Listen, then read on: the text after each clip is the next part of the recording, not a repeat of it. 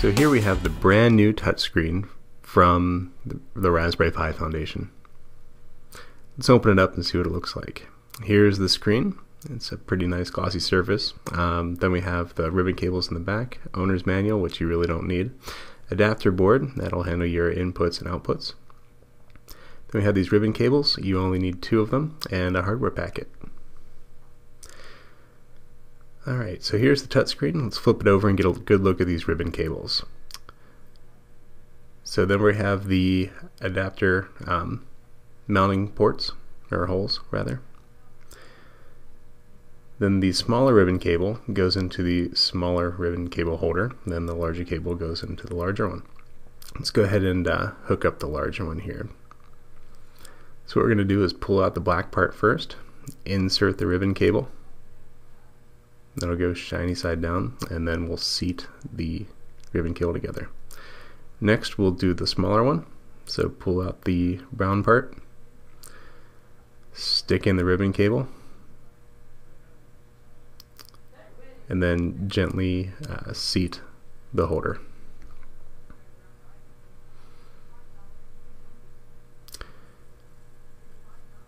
Next we're going to dump out our hardware packet here. We're going to grab the 4 standoffs and screw them into each holder. Alright, now we have the DSI ribbon cable, so that's going to go into the jack on the side, and we're going to do the same thing, pull out the black part and then seat it home. Alright, now we have our Raspberry Pi. We're going to mount that DSI connector towards the end there. Bend the ribbon cable over backwards and put that one in as well.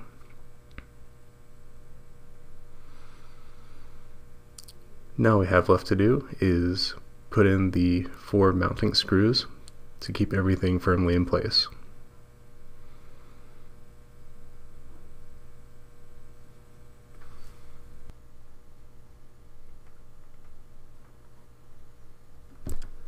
Alright, now that we have our screws secured, we just need to run power to the Raspberry Pi. You can do this a couple ways.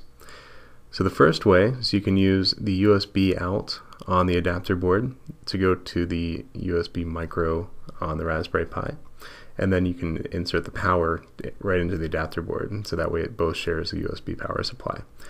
Alternatively, you can use the GPIO pins on the back, which go to the end pins on the adapter display.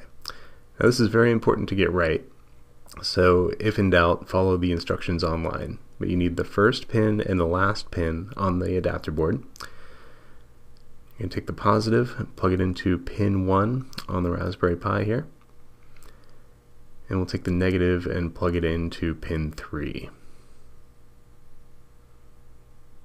And we'll just tuck those wires off to the side a little bit. Next we're going to take our Raspbian image, and we've already loaded ours and updated it using apt-get update upgrade. Next we're going to plug it into a cell phone power supply here, and we've also connected a USB keyboard to make typing easier. Let the whole thing boot up.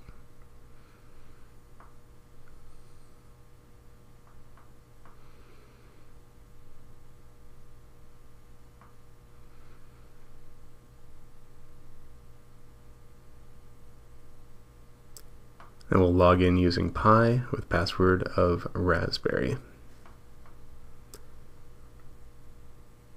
Next we'll type in startx, all one word, to get it to boot into the desktop environment. And this can be later configured using raspi config, so that you don't have to type into the terminal every time. So you can see the touchscreen is pretty responsive. You can click around on here and drag things. And we'll go into the menu, poke around a little bit, we'll go to accessories and open up the calculator. As you can see, typing really isn't much of an issue. It works pretty well. Make things bigger, make it smaller. Navigation works pretty seamlessly. And there you have it, kind of an all-in-one input display solution for the Raspberry Pi.